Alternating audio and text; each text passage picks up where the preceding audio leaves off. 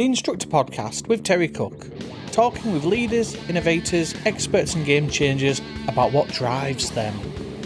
Welcome to the Instructor Podcast. As always, I am your jolly northern host, Terry Cook, and I'm delighted to be here, and even more delighted that you have chosen to listen. This is a show where I speak to leaders, experts, innovators, and game changers to look at ways that we can help you build and improve your driving school and potentially make you an even more awesome driving instructor. And today is no different because today we are joined by the creators and founders of Knowlegablee Instructor Training. That's Mick, Knowles and Lee Jowett. And we take a deep dive into the industry today. We look at what is wrong with the industry, and we also look at what is right with the industry, as well as taking a look at what we as driving instructors can actually do to influence that. Possibly even calling out some of the negative ninnies, shall we say. Can't believe I've used that phrase, but I'm going with it. But just before we dive into the show, I do just want to point you in the direction of the Instructor Podcast website. That is www.theinstructorpodcast.com. Now, if you head over there, you can find the entire back catalogue for the Instructor Podcast, as well as some very specific playlists. But you will also find the blogs, all the latest news going on around the Instructor Podcast, and you'll be able to see all the details around the Instructor Premium, including all the exclusive trainings that are over there, and the expert sessions, and how to sign up. But for now, let's dive into the show.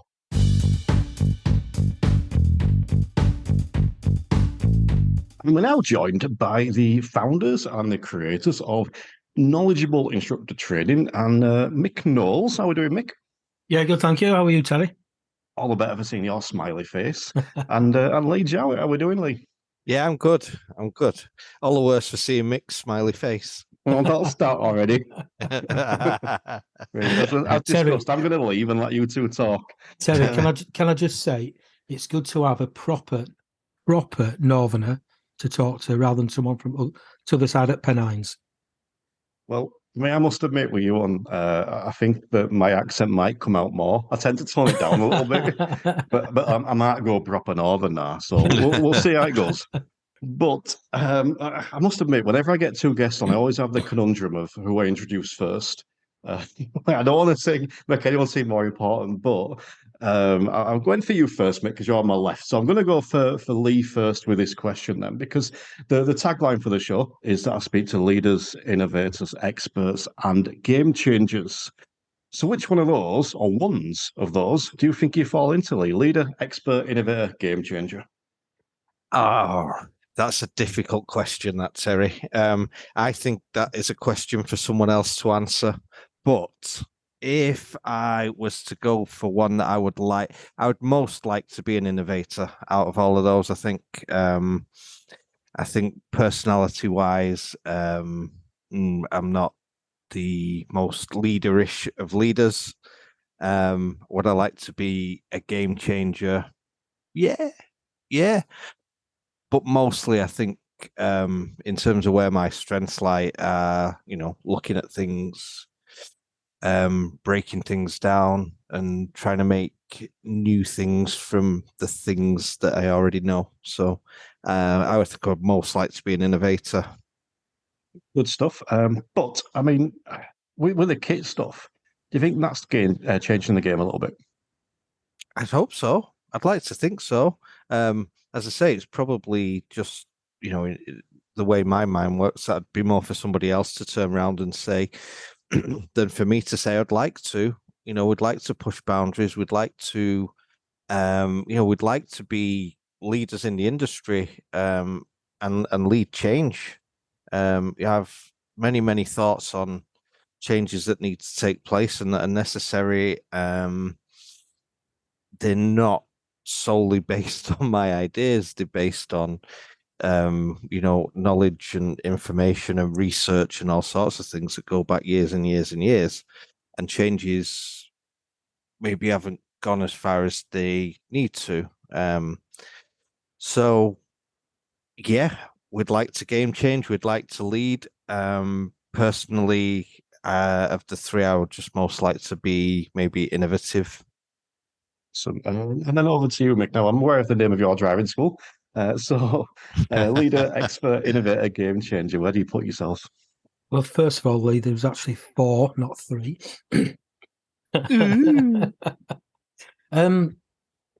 I can actually see Lee's right for once. That it's got to be somebody else that says this, but I can actually see me or us in all 4 actually. Obviously, you mentioned my driving school expert, so yeah, expert driver training stands to reason. Leader, I've been for the last 25, 35 years or so. I've been in a leadership role in some way, shape, or form. So I know how to lead people, men, women, young and old. So yeah, I see myself as that. Innovator, that's a big word for someone from Yorkshire, mate. But yes, I can relate to that as well. But game changer, yeah, I think I am. Look at what we've done over the last 2 years, a year with Kit, and then obviously, in fact, is it 2 years? Yeah, 2 years. Obviously, with the podcast and Kit Mag, things like that. The Kit Mag. There is no other monthly e-mag out there that's full of CPD, that's got guest bloggers in from within and outside the industry, that's free, that goes to the audience that we push it out to. So yeah, I think that is a bit of a game changer there. So yeah, all of them, all 4. Not greedy then. No, not at all. I mean, the interesting thing for me there is you kind of both said it to other people to say, but I like hearing what people think of themselves in that sense. I think it's a good way to start the show. And I actually think you're selling yourselves a bit short. I know that you've just said all 4, but almost reluctantly. But the one that springs out for me with you two straight away is game changer, as I think you both said, with the Kit Mag aspect of it in particular, and the whole knowledgeable instructor training. I think that some of the things you're doing over there is, I was going to say revolutionary. Maybe that's a little bit extreme revolutionary, but it's innovative. It is game changing. And I remember when Kit Mag first came out in particular, I can remember just feeling a bit almost like this is refreshing. This is something a little bit different. I mean, it's really hard to be completely innovative now. Everything's been done, so it's adapting stuff. But we're like, there isn't anything the same as this on the market. This is different, and it's free as well, which is always a nice bonus. And I just thought, you know what, this is lovely that someone's taken a little bit of a different approach. I can remember feeling that at the time. Is that kind of the feedback you've got over it? Yeah, I've actually been on a phone call today with somebody who contacted me about one of our workshops, and actually mentioned Kit Mag, and they said that it's refreshing. The content in it is what they want, and it's all positive. And I don't think we've actually had anything negative other than some spelling mistakes in it. But we're human. We're not English teachers. So that's going to happen. But yeah, everything that we've heard has been positive about it. So it's good. It's evolving as well. You are making subtle changes to it as it goes along, and that's not necessarily if someone comes along and says change this, that's not necessarily a negative, is it? That's constructive. And I think as long as you're getting that stuff, that's good. But it's all development, it's all personal development, and that kind of ties me into I think the first thing I want to ask you. So we'll come to you with this first, Mick. CPD, professional or personal development. What do you do? What CPD do you do? What have I done in the past? BTEC 4, BTEC 3 with Try Coaching, which was then changed to Accelerate. Then BTEC 4. I've done numerous trainer courses and standard check courses with different trainers. Fleet training, BTEC, assessor. Just anything that I think is going to develop me as a person, going to develop my business or businesses. Is going to develop my instructors as well. And this is something that I brought with me from my previous life in the army, where I would just go on courses. I'd be away for 6 months and come back home and have 2 or 3 weeks leave and then disappear somewhere on a 2 or 3 week course, just because I thought that course would help me develop. And I've carried that sort of thing on now into this life. So I'll do anything that I think is going to add value to me, the companies, or even my instructors. You missed a couple of biggies, Mick, from people who write for us. They're not going to be happy. I have, yeah. Oh, yeah. Yeah. I forgot about them too. Yeah, Sam Harper. Done Sam Harper's mindfulness workshop, online workshop. And Diane Hall, I've done her workshop, I think 3 or 4 times now, and I'm actually doing it again on Friday. Yeah, I think that's it, nearly. But there's other stuff outside of the industry as well that I've done in the past. I did a HMRC introduction to businesses or something like that when I first started. In fact, I hadn't even started. I was actually still in the army at the time, and I just took the day off and went and did this HMRC run course because I didn't have a clue about business, finances, and stuff like that. So, just anything really that will benefit me. And I tend to look at it at the start of the year and think, right, what's my strengths, what's my weaknesses, what do I want to do? I just had an email today for a course that I was going to do last year, but I didn't complete it, or I didn't go on it for one reason or another. But I'm going to go on it later on this year, and that's a 2-day course. I think Lee's had the same email probably because we were both going to go on it last year with Dr. Lisa Dawn. So yeah, anything that will benefit us or me. Same to you, Lee. What have you got going on at the minute potentially with CPD? Last bit of CPD that I attended was actually Bob Morton's How We Learn course. That was last week. That was really good, I'm fascinated by learning. I always wanted to teach. So I don't think I'm putting myself out there too much to say that I know a good deal about how we learn, because it interests me, it fascinates me. And there were a couple of little nuggets in there that I just thought it was really good. But the whole course, the pace of it, the content of it, it was excellent. It was really, really good. I picked a couple of things up, which is great. And good things as well, things that I'm going to sort of explore and look into a bit more. Self-efficacy. That was interesting. That was something that I've picked up.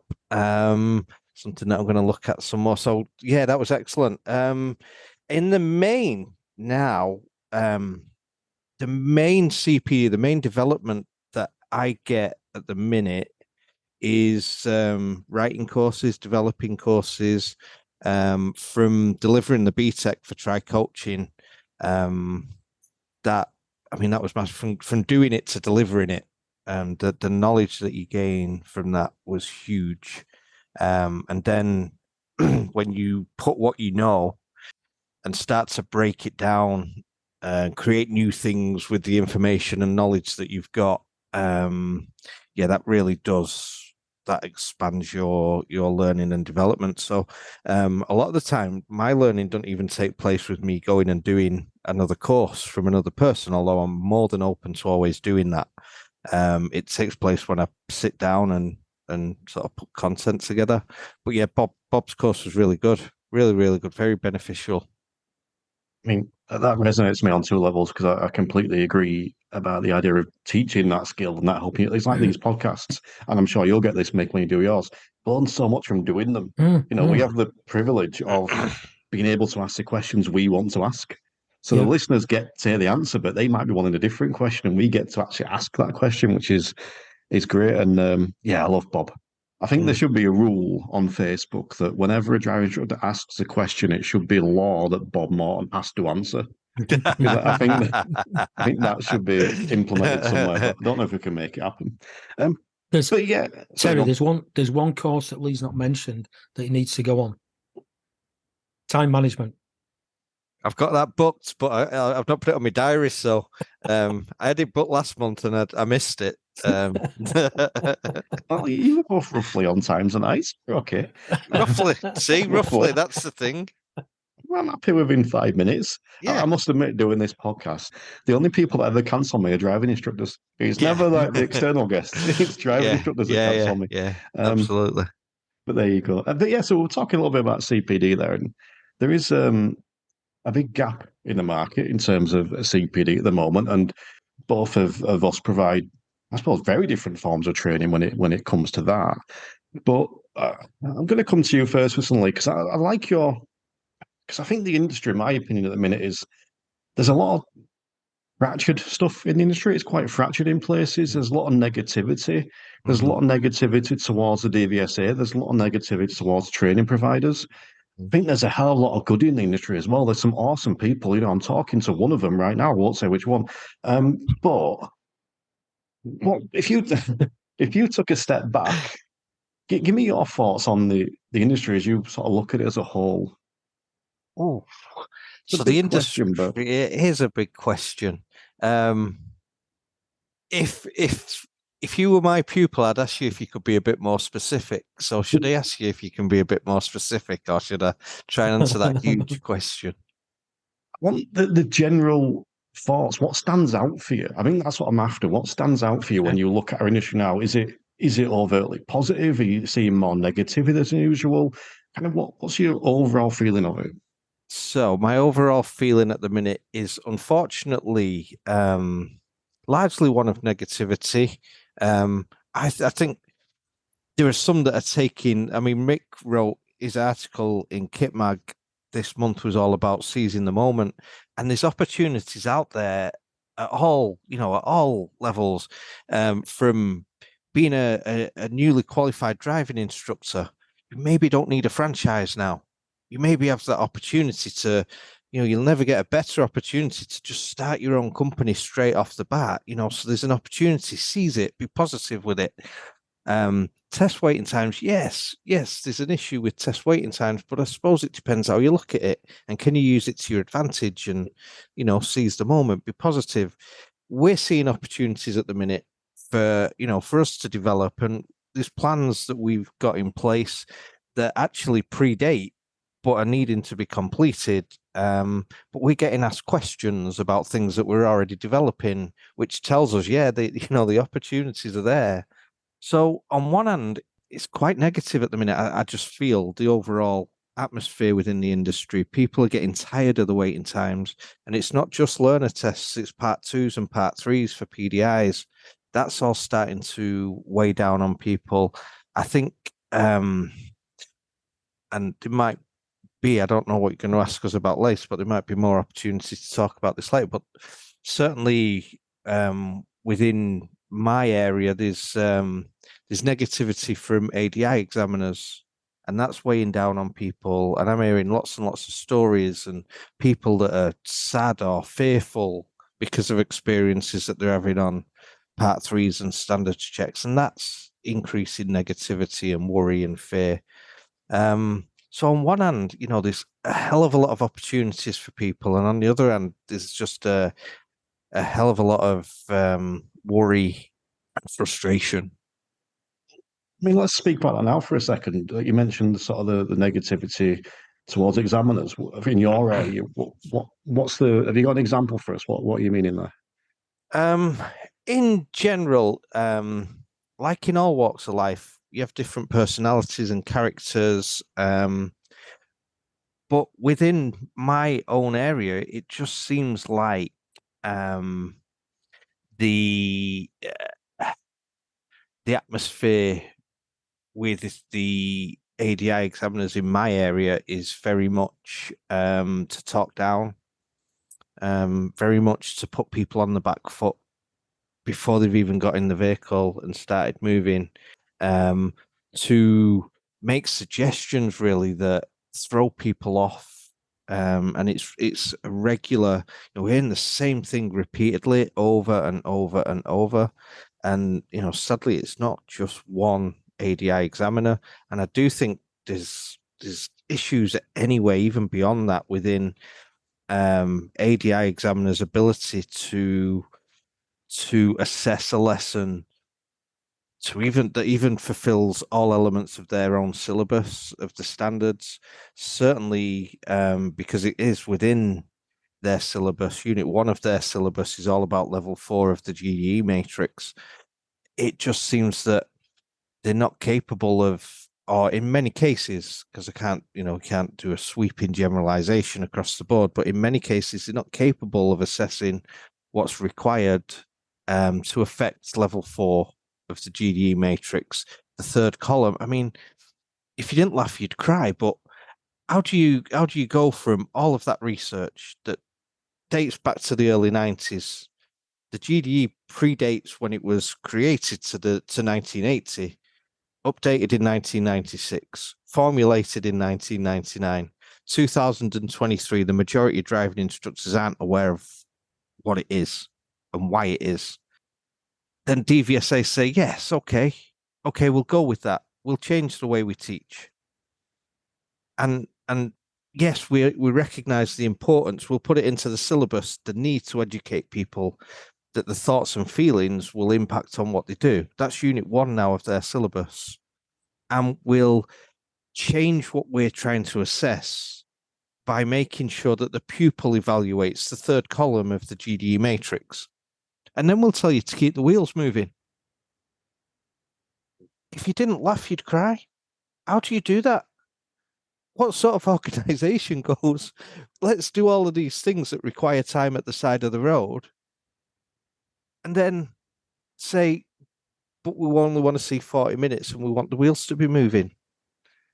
That 20 minutes of the wheels being static that they've took away from people, that should be given back to us with the proviso that what we want you to do with that is address human factors that cause collisions, to use it to create evaluation in your pupil so that they're breaking things down for themselves. Don't do it on the move, because actually what we know is that people, when they're focusing in one area, they can't focus very well in another. So don't create more risk on the road by trying to get them to do it on the move. Pull it up whenever you feel like it's necessary. Get them to evaluate it, break it down, and address human factors, because that takes time. That's some knowledge right there. I'm always impressed when we get stuff like that. And I'm just going to come back over to you in a second, mate. But just before we do, what is there anything we as instructors can do to influence the examiners in the situation you talk about there? Or is it just a case of us being as awesome as we can as instructors and then going and delivering this 40-minute session for examiners? I think that at some point there needs to be a meeting of minds. If I was to name names, it would be people that you know very well, and coming together with DVSA and putting things out on the table and saying, well, these are the reasons why things need to change. And if things don't change, we're featuring Road Peace charity in Kitmag, and we have done for the last couple of months. And they're looking at Vision Zero. That's never going to happen. I mean, it might never happen anyway, but it certainly isn't going to happen without the help of driver education. And in order to fulfill that and achieve that, driver education is going to have to address the 4th level of the GDE and work downwards, context of journeys. Those are the things that lead to collisions. It's not a lack of knowledge or skill. It's the journey that people are on, who's in the vehicle with them, what's going on, who they are, what sort of personality do they have? There's a reason why extrovert characters have more serious collisions than introvert characters. And all of those things need to be addressed if we're ever going to get near Vision Zero. And if we don't do it, who's going to do it? I think that's someone that's contributing towards that negativity as well. It's the way the DVSA is putting out there, as you said, Vision Zero. I see very little about that from the DVSA. That's something they should be championing. And, I do a little bit of work with Project Edward, which is every day without a road death. And it always amuses me when I post that online because you always get someone saying, well, that's a stupid target. And it's like, well, what other target is there? You're going to kill Yeah. 3 people a day or whatever. And but I think that contributes towards that negativity you mentioned as well. But I could come over to you, Mick. Is anything you'd like to add to that, or any different take you've got, as we said, on the industry? Is anything that stands out to you? Like Lee said, there is a lot of negativity in there. A negativity towards training, towards DVSA, towards the national companies. The negativity comes from individuals, and the negativity towards training comes from individuals, and you could put money on who it would be. There's certain people out there that just constantly, every time they post, it's a negative post. They think it's not, but when you actually read it, it is. It's negative. Sometimes it's a negative positive or a positive negative, or sometimes even a negative positive negative. Work that out. But but they it's instead of just taking a step back and thinking, hang on, I'm going to be positive today, and they don't. They just post the same negative. But on a positive side, there's a lot of positive stuff out there. There's a lot of people wanting to develop, whether that's a PDI or an ADI. There's a lot of people that are wanting to come on workshops or wanting to develop skills by watching videos or even asking questions on Facebook. But then you always get the negative ones that seem to shout louder, that put them down. So, I would love it if people were just to, like I said, take a step back and think, do I need to post this? Is it going to be of any benefit? And I do it quite often. I did it today. I went to reply to something, and I got 3/4 of the way through writing it, and I thought, no, sod it. And I just deleted it. And I just thought, no, I'm not gonna reply. It was a positive reply, but I thought my reply might just get some negative attention, and I thought I can't be bothered with it, so I didn't bother. What I did instead was I PM'd the person and sent them the info that way, because I knew that some people would make a comment. So yeah, the DVSA, there's a lot of negativity towards examiners, both LTES examiners and ADI examiners, like Lee said. But I'm fortunate where I am. The test centre that I use for learners, that they all seem to be pretty decent. I'm not saying they're brilliant. I was up there today, and there was an instructor up there who's he's a good friend of mine, but he's normally quite vocal, quite negative towards the DVSA. But he actually said today, we've got the best examiners around. And I agree with him. So you only have to look at the other test centres around where I am, and I don't go to them anymore. And the stories that I hear, and these stories are coming from my instructors that go to them test centres, and you're thinking, wow, totally different. ADI examiners, and Lee knows this, but we've got 3 up here, and all 3 of them are pretty decent. I actually heard a negative today about one of them, and I thought, that's the first time I've heard a negative. But Lee mentioned the GDE. One of the ADI examiners actually mentioned the GDE in a post-part 3 debrief that I was sat in the back of. And they asked me after, have you got any comments to make yourself? And I turned around and went, yeah, can't believe you mentioned the GDE, because I've never heard an examiner mention it before. And he turned around and said that when he trains examiners, he takes them through the GDE. He delivers a GDE session to them. So they do know it, but do they actually put it into practice? So, and that, that would be another thing. But like Lee said, how can we how can, or like you said, say, how can we work together? How can we help develop the DVSAs and the examiners? Other than us getting around the table and having a frank discussion and of our views and their views, and I don't think, even then, I don't think there will, because we know what they're like. But yeah, something needs to happen, and yeah, because the Part 3 and standards check, it's not the ideal at the moment. It was better before COVID when we did the hour, but now it's not. Other things that I think are sort of awry at the moment is training. There's a lot, and I don't just mean, we might come on to it, Part 3 training and stuff like that, but I mean, when somebody asks a question on Facebook and somebody answers it, they don't answer it correctly. They give misinformation, whether that's around the standards check, around L tests, around theory, or whatever. Yeah, and they're giving misinformation out so that then somebody's going to read that, take that as gospel, not look back at that thread later on when somebody actually puts the proper answer up, and they're going to take that as gospel, and then it's and then we get things like these myths, got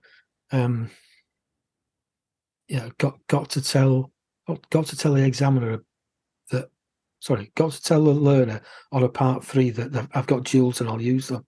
No, you don't. But where's that come from? It's myths. And there's still people out there. I've spoke to somebody today who's, we mentioned that. No, don't need to. And it's just misinformation. That's where it comes from. So I just wish that people would do a little bit of research before they answer, and not answer with opinion, answer with fact. Just make one last comment on that, Terry. It's just that see, the issue largely is, for me, is that the training will always follow the testing. It's just the way life generally works. I went to see a PDI that I've just started delivering some training to. The training she had was whatever it was. But when I asked her about pulling up on her lessons and getting a pupil to evaluate things, to think things through, her answer to that was, yeah, but I don't do that because you're not allowed on your test, are you? It influences what people do in the lessons. Yeah. If you create a system where at the end of it, the test is keep the wheels moving, sadly, you're going to find that that's what people do on the lessons. Rightly or wrongly, people can say yes, but they shouldn't, but they will do. Because the model of the test will always determine the model of the training that's delivered. It shouldn't, but it does, and it will. So it needs to change. Yeah. I want to touch back on a couple of things you said there. So, I mean, I'm not the most knowledgeable driving instructor in the world. I'm not a trainer. I don't teach other instructors at the minute, and this might change in the future for various reasons, but at the minute, I've no desire to. It's not my cup of tea. So therefore, when I see a question about the standards check or Part 3 or whatever, I don't want to say ignore it, but I generally go, I'm not going to get involved, because there are people, i.e. you two, that know an awful lot more and can answer definitively about that, whereas yours might be more fact-based, mine might be an opinion, if that makes sense. But I find it interesting in the way that some instructors will answer that, as I think you were saying, Mick. I look at some of the learner driver groups, whereas you'll get a learner asking a question and loads of other learners chip in with the answer. And I'm like, none of these guys know the answer. They're just saying random stuff. And then you'll get instructors come in and saying the correct answer.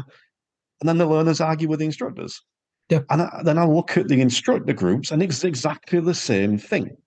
For example, and I'll use me in the negative sense here, I would go and answer a question about the standards check. You would come on and correct me. Then I would argue that you're wrong and I'm right. But I don't know about it. And I find that fascinating. Yeah. In fact, before I answer that, Terry, when you said you're not very knowledgeable, is that knowledgeable single E or double E? I think about 7 E's, I think, there. I lose count. What type of E's, though? I spelt my name with 2 E's on the email today, and it doesn't. Terry! Yeah, it happens all the time. It happened yesterday. I saw a comment, and there was a fairly newly qualified ADI that challenged this comment, quite correctly challenged it, and the backlash that this new ADI got from this ADI was quite unreal. They were clear. The new ADI was correct in what they were saying. It was the other ADI that was wrong in what they were saying. Totally wrong. So I jumped in and I corrected them. And then they changed the story to make it fit. I just know, if I get something wrong, I'll just hold my hands up and say, yeah, sorry about that. And I did like everyone. We before Christmas, we were pushing out information about PDIs not being on the triggers. Yeah, like everyone was, because that's what we were told by the DVSA. And then, having spoken to my local ADI examiner, I questioned him about something, about one of my newly qualified ADIs. And he said, oh, he's on the triggers. I said, well, it can't be, because they're not on the triggers until they've done a standards check. Oh, no, they are now.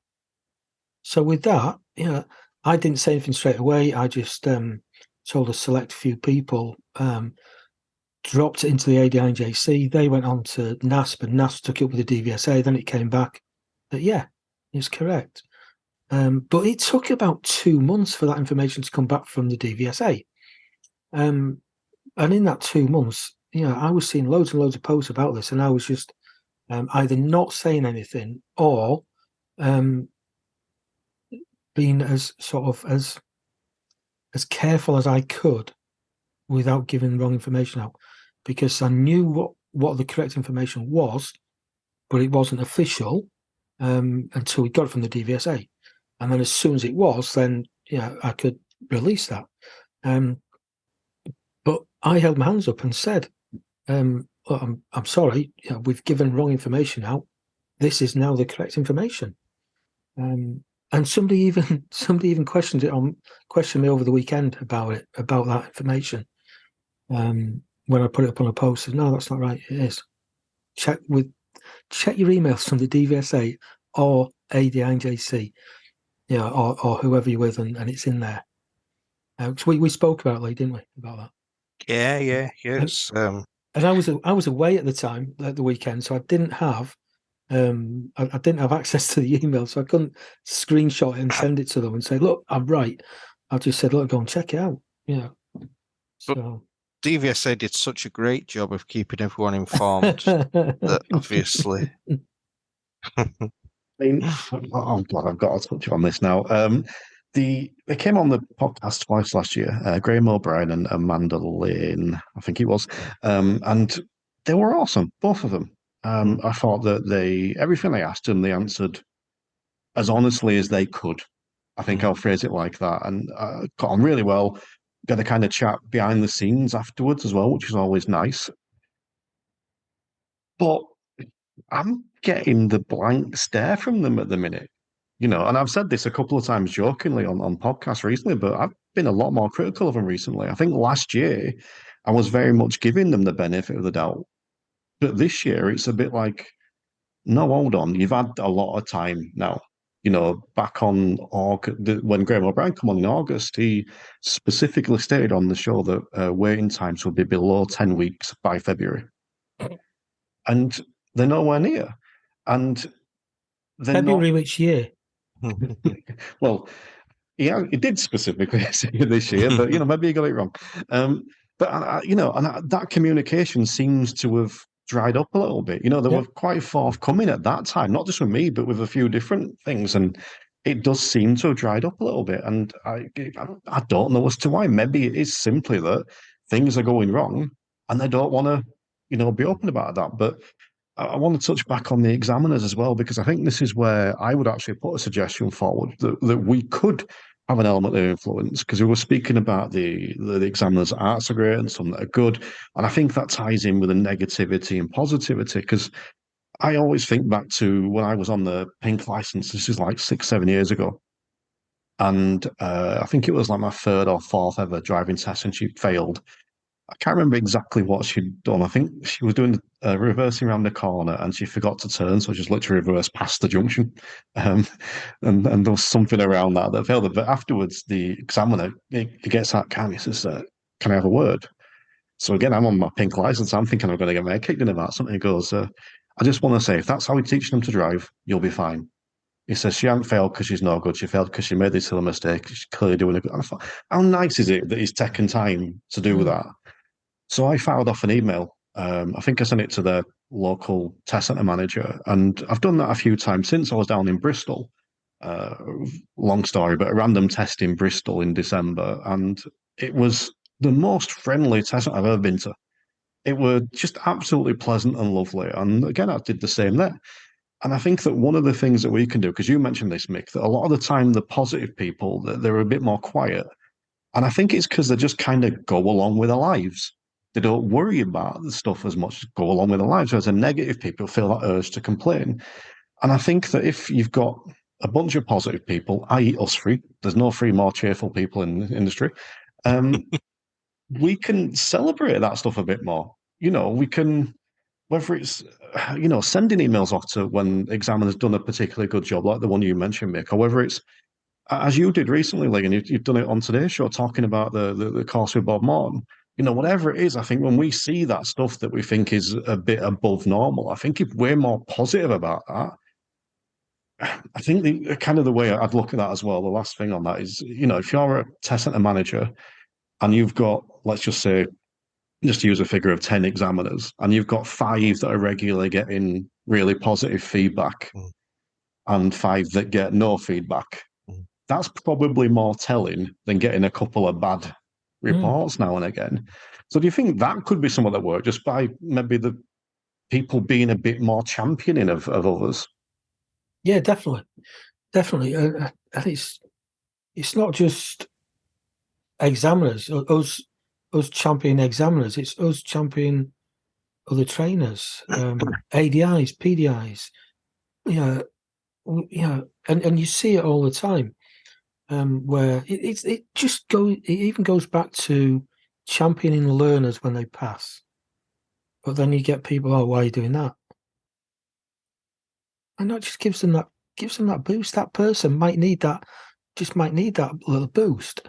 So it starts there and it goes all the way up to, right up to examiners. I had a test today, bloody 8 o'clock test in York. Jeez, that was an early start. And it was a new ADI. I'd seen it. I don't have that many learners, so I'm not up there that often. But I had this guy I'd seen once before up there. Really, really good. Really good, positive feedback at the end. The guy passed, but really, really good feedback to him. Where some of them, there was one in particular, is retired now. He would tell them they'd passed, then give them the feedback, and then like 5 minutes later, you're scratching your head going, has he passed or not? Where this guy was just, really positive, and I've heard a lot of good stuff about him. So that's the sort of thing that would be good coming from an association or an individual or a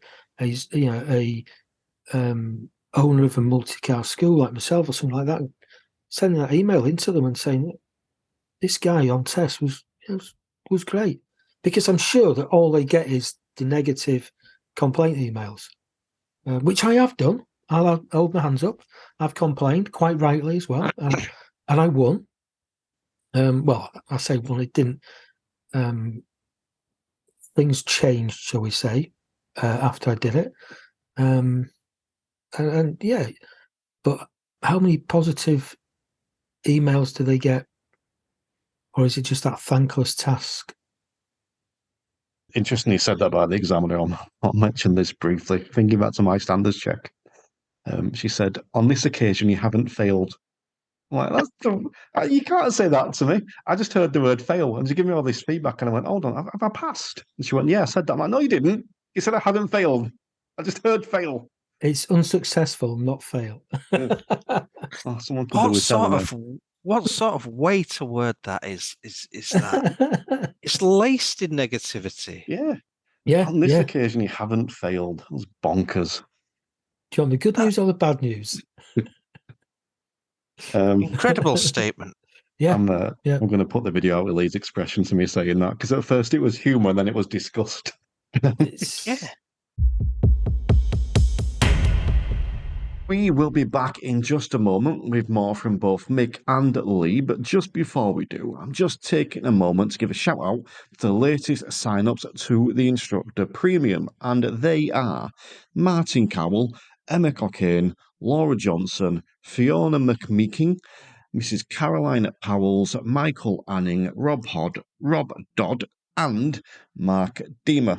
Now, these guys get immediate access to over 100 exclusive trainings for the Instructor Premium, featuring regular shows from people like Bob Morton, Sam Harper, and Kev and Tracey Field, as well as a host of other content around things like the standard check, coaching, and how to improve your business.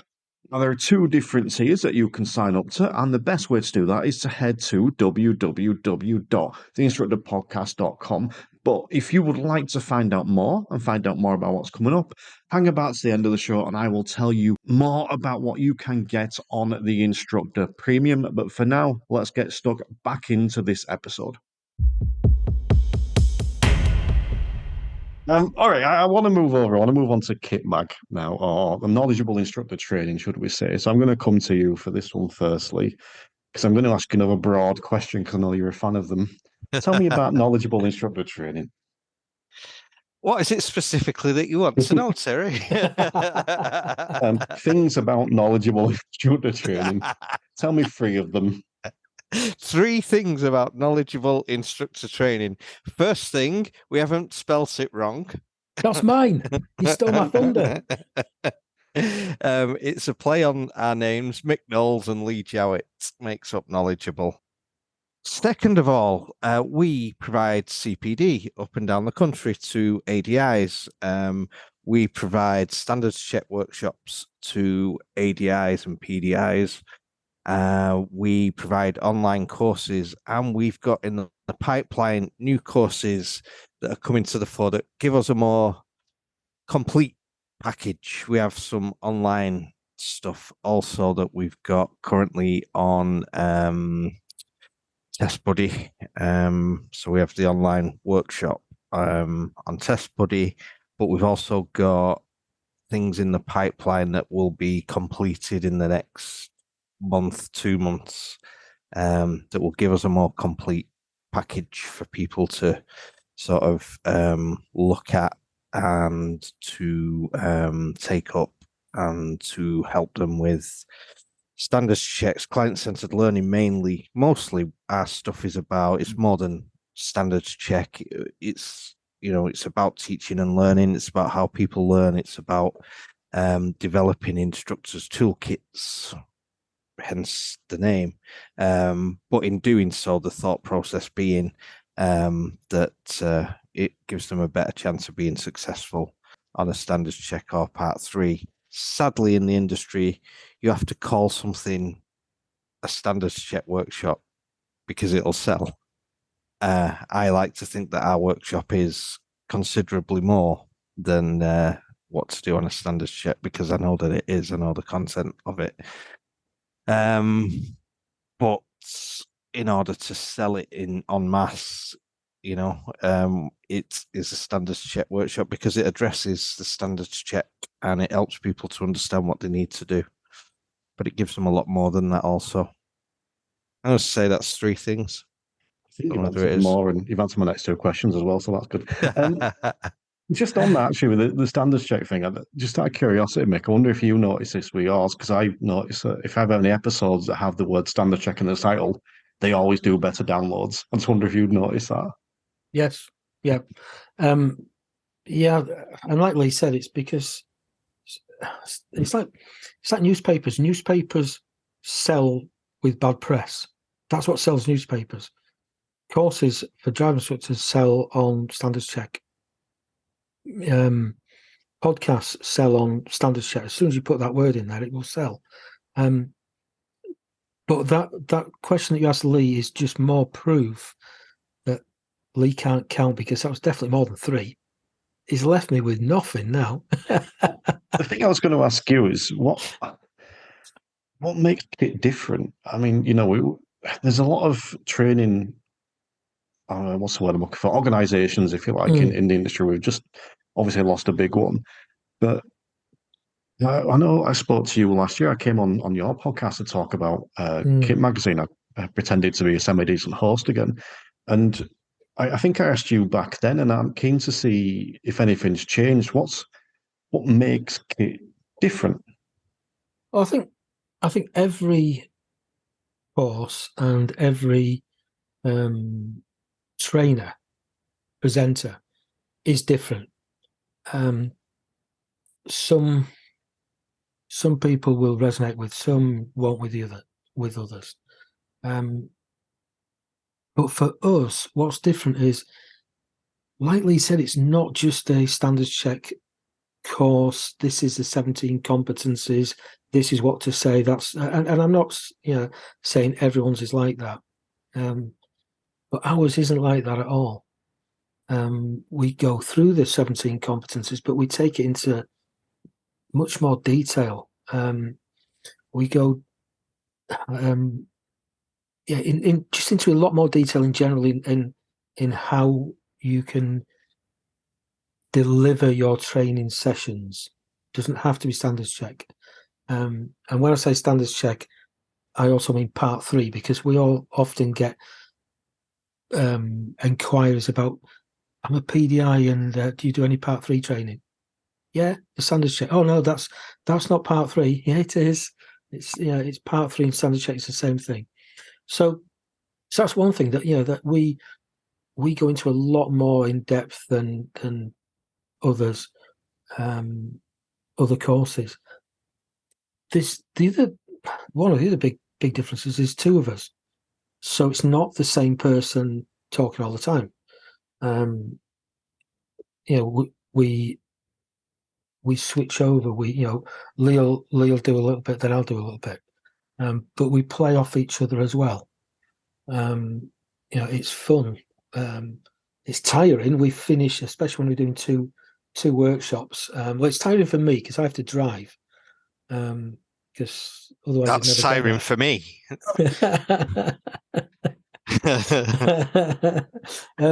So because there's 2 of us there, we play off each other. So it's fun, it's enjoyable. So then, if it's fun and enjoyable, then they're going to learn more. It's interactive, so we get in the delegates to interact. What else is different? We give them a load of free content that they don't really know that they're going to get until they get the email to say the course is on Tuesday.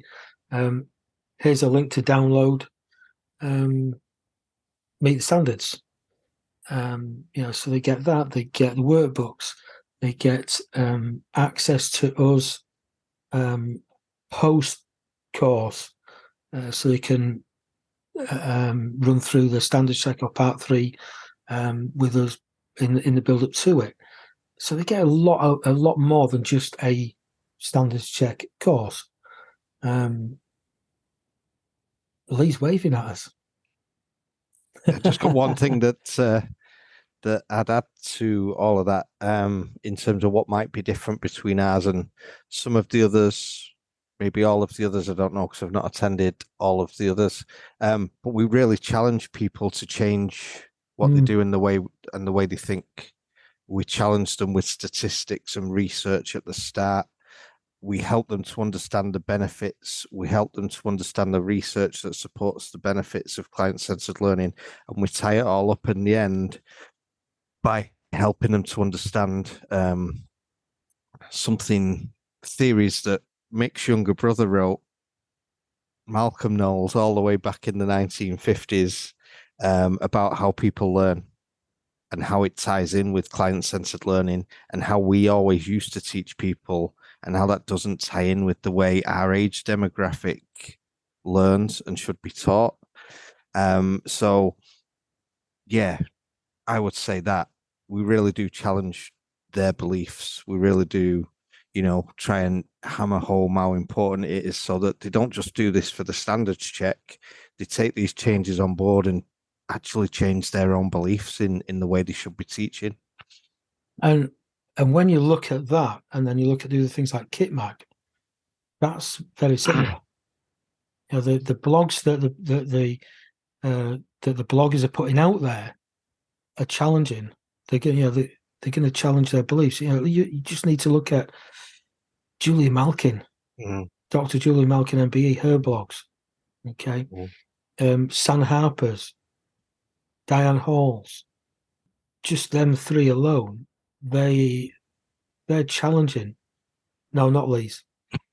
Mine, yes, mine. But yeah, Alison. I was going to say Alison as well, who's doing our social media. Yeah, it challenges the way that people have done things or do things or think you have to do things or whatever. I'd say we're game changers. Yeah. There you go. There's a nice full circle for you. We're bringing them 5 or 6, and we've got somebody new. Lee didn't mention this.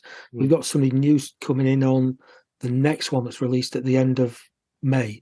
Somebody else from inside the industry, and we both know who they are, and they're the same. They will challenge people's thoughts.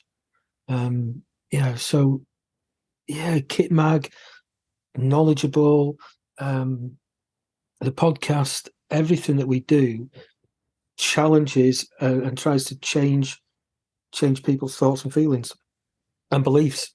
Probably beliefs more than. When I talk about the Instructor podcast on the Instructor Premium, I talk about the variety on there, and I really am of the belief that there's nothing with greater depth of variety on topics and speakers than the Instructor podcast and the Instructor Premium. However, when I look at what you guys do, I don't think there's anything out there with a greater variety of content.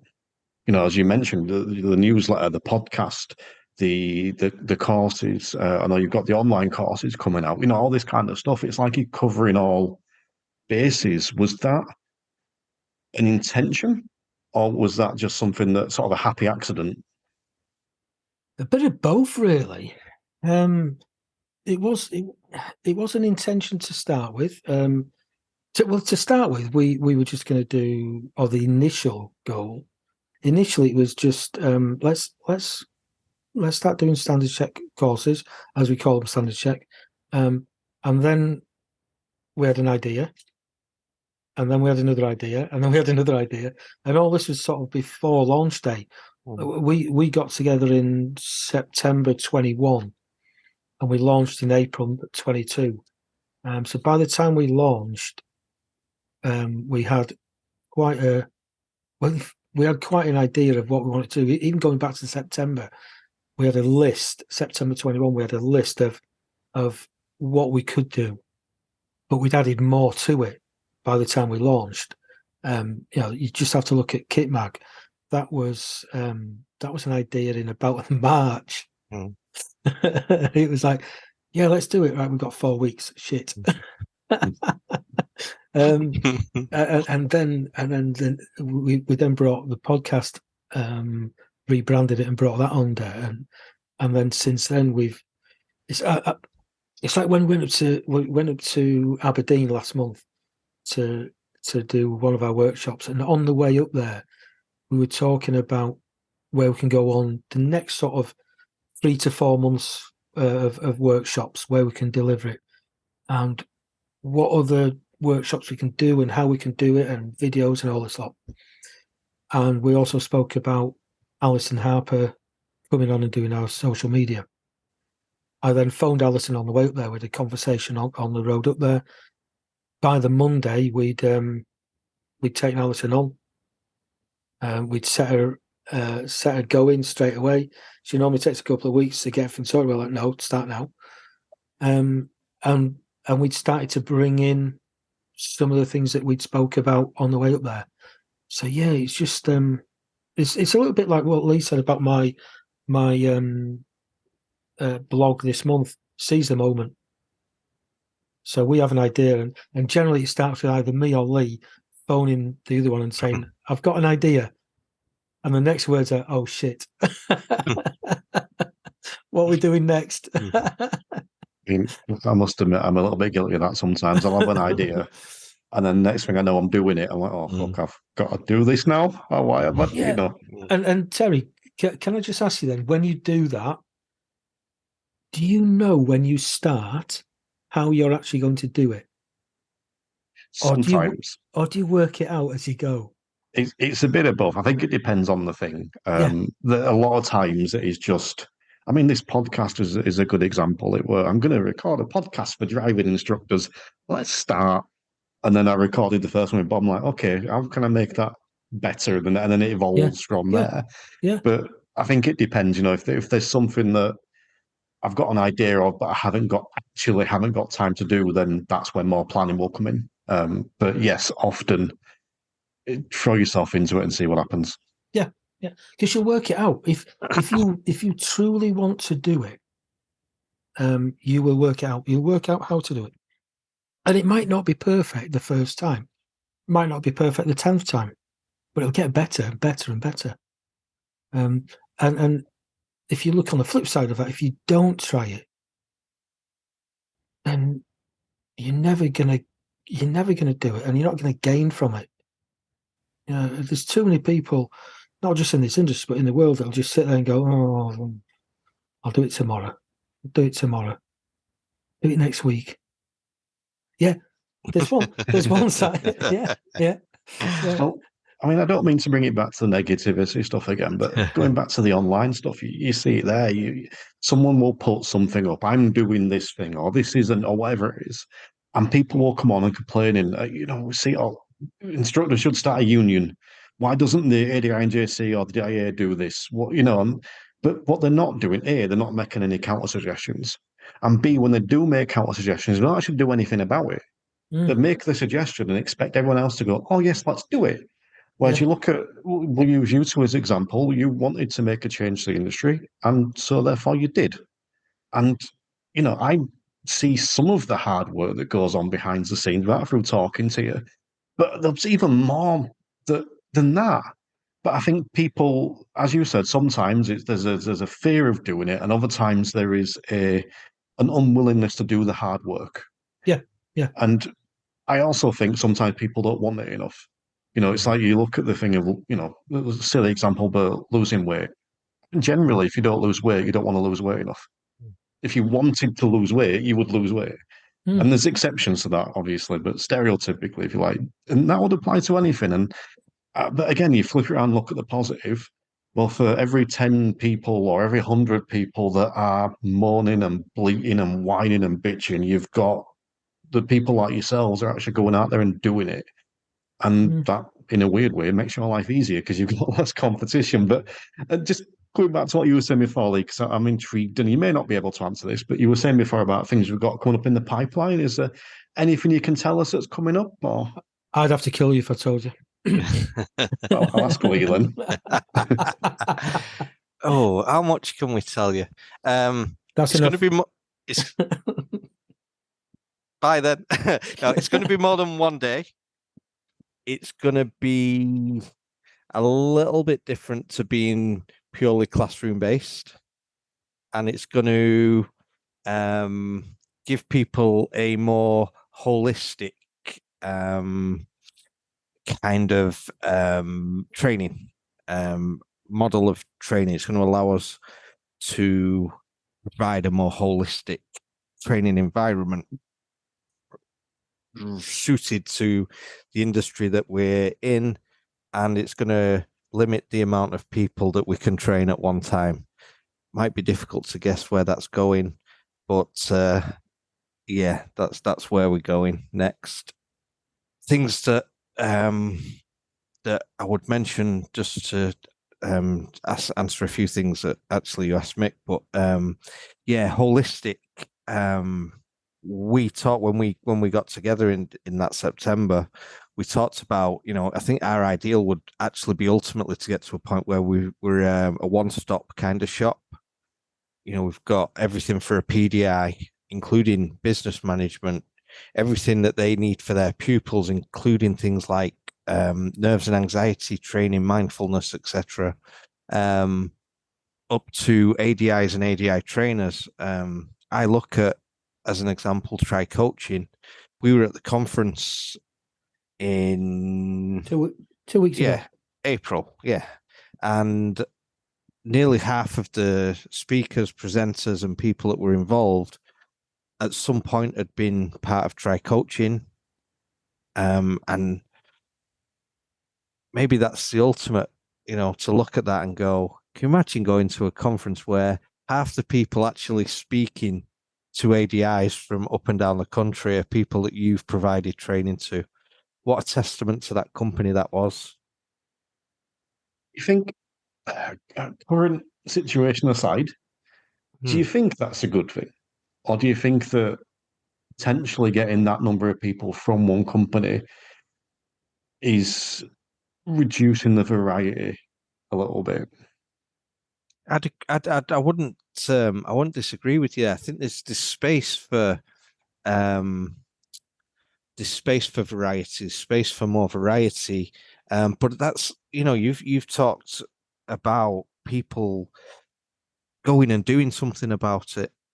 We can't help the fact that I look at the people there, and if 12 months into me training with Try Coaching, you'd have asked me to name the people that would go on to do something in the industry, it would absolutely be the ones that have gone on and done something in the industry. And if people want to offer more variety to that, I'd welcome it. But go and do it. It's not my fault that somebody's not doing anything different. And that goes back to what you said, Terry, about they'll either do it or they won't. And a lot of the time it's fear or just lack of moral fiber to go and do it, or scared or whatever. I when you talked about that, Terry, I thought about, we had an issue at B&Q car park where they banned us all from the car park. I was chairman of the local group, and I went up 40 minutes up the road to York on a Friday afternoon for a meeting at 4:45 with a manager. Had a meeting. It was positive. We were banned from the car park still, but it was positive. And there was an offer that I put on the table to him, and he was accepting of it if we all stopped using it. I drove 45 minutes back home, got back home about 7 o'clock at night after the meeting, put it on Facebook, on the WhatsApp, on the Facebook group, and got a lot of positive feedback. I got 3 negative comments from 3 people that weren't even part of the association that said I hadn't done my job. And at that point I thought, you know what? It's not my job. This is a voluntary role. So I let people know that I was resigning. And I offered them 3 people to take my job, what they called it. And not one of them did. Because, people just don't want it. But then they'll moan about it.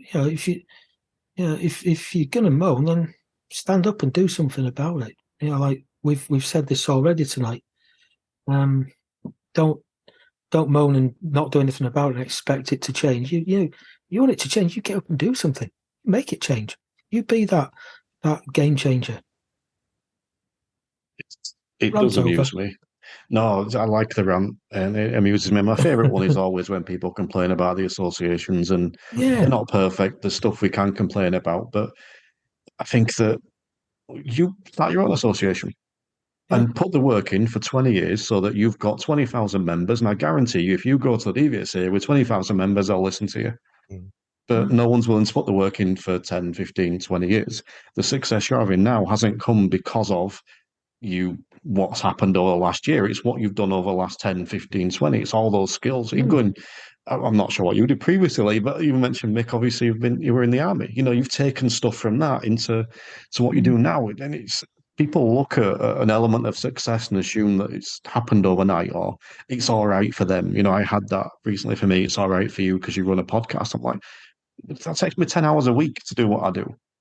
You don't do 10. If you did 10 hours a week, you would get to do this as well. And I'm going on a rant now, so I'm going to stop. And that's 10 hours of your time that you're not getting. Yeah, okay, you've got your premium, but it's 10 hours of your time that you're not getting paid for. Yeah. And that's every week. Now, would they go to work for 10 hours and not get paid for? No. But they'll moan at you and they'll say, "Oh, well, you're right, you've got that." Well, do something about it. It's putting in the groundwork, isn't it? You put the groundwork in, and it takes you, it takes you where it takes you. But you have to put the work in to get there. You do 10 hours a week of work that pushes you out into the public domain in our industry. It will help you massively. Go whatever you decide to do in the future. What I like about what you said, Terry, is that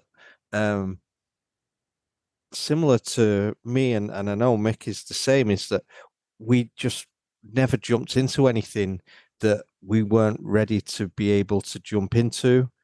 We made sure we had the knowledge, the understanding, the skills to do what we've gone in to doing. As 10 years, 5 years ago, I would never be doing what I'm doing.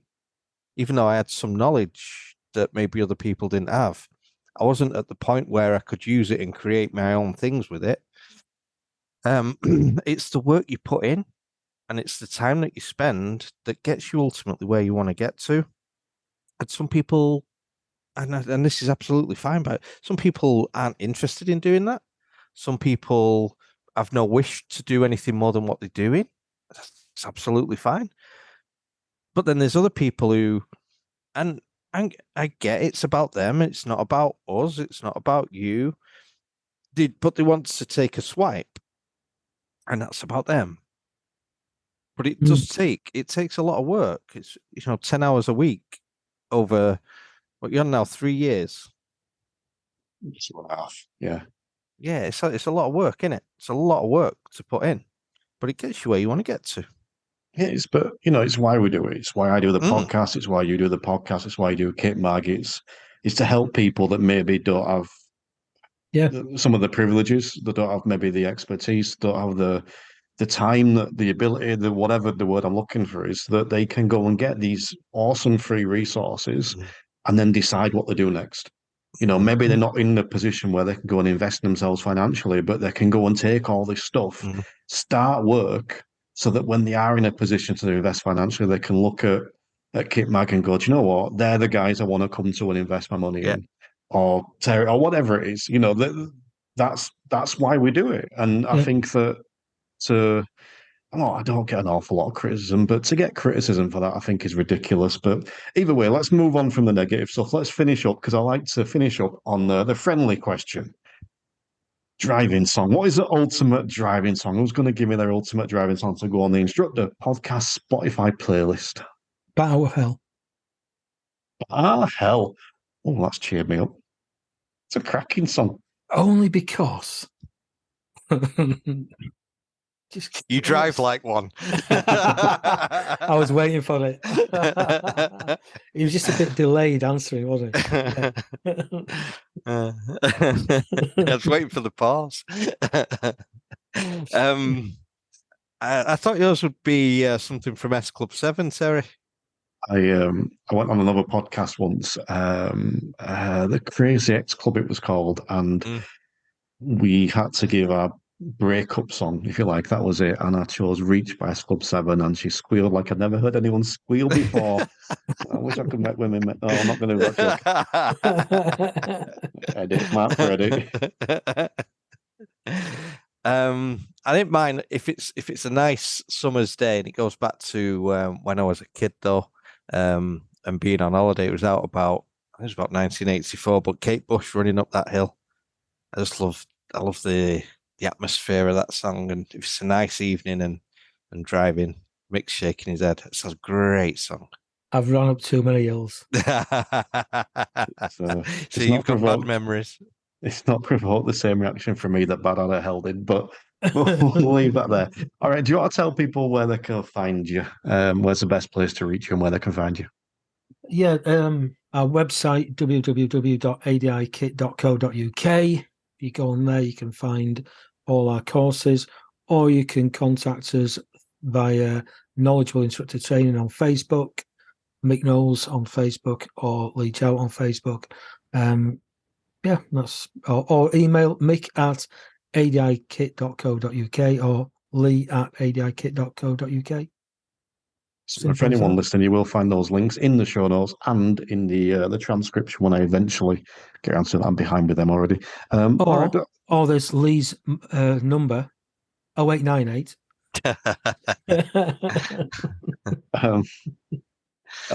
You've dumped me. I don't know where to go. What was it? What was that club called that we walked past in Aberdeen? Because I think you get mixed up with the number. Was it Kitty? No, can't remember. Anyway, Honey's or something like that. Yeah, it's an interesting looking place. I was thinking Kitty, you could do some kind of match up with them, cross promotion. Yeah, Kitty we could. And Kitbag, Yeah. There you go. Yeah. Well, I don't think we'd want to do that. I think the two don't really line up particularly well. But it was an interesting looking place. As we walked past on the opposite side of the road, I thought, that's a strange place. They've got two female bouncers outside. And the female bouncers are waving as they cross the road. Oh, no, they're not female bouncers. Well, on that note, thank you both for your time. It's been an absolute pleasure.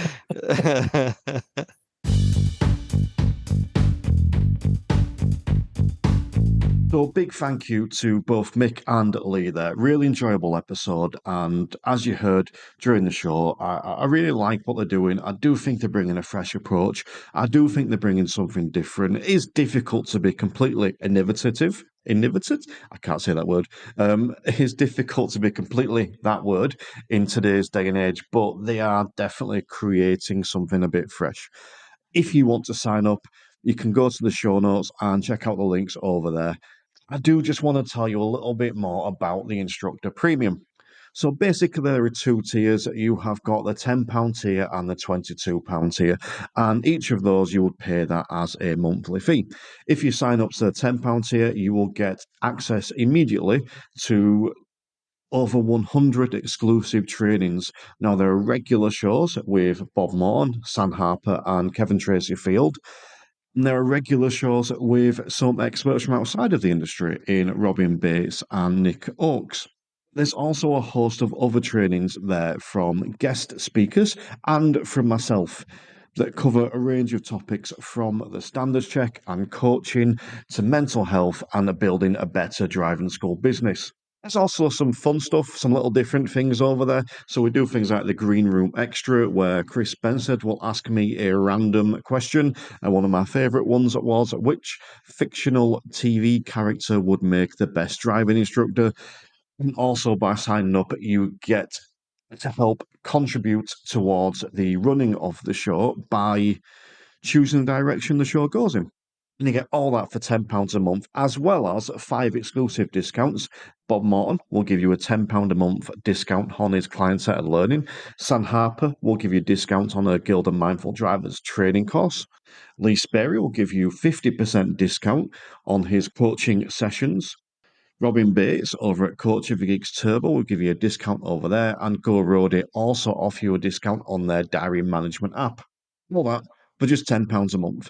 But if you want to step up your training, if you want to upgrade your CPD, you can sign up to £22 a month tier, where you get everything I've just mentioned, but you also get the interactivity. So you will get access to the expert sessions, the most recent one being Chris Spencer talking about how to teach roundabouts, followed by Q&A. We've got one coming up with Kev Tracey Field on what we can do with our learners to reduce those test day nerves.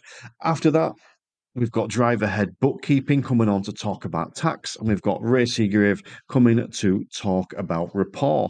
But you don't just get the expert sessions, you get some coaching sessions. So 4 times a month, I will open my Zoom room for 3 hours for people to come in and get their problem solved. We call those problem solving sessions, and there are 4 of those a month. So you get access to me for 12 hours a month.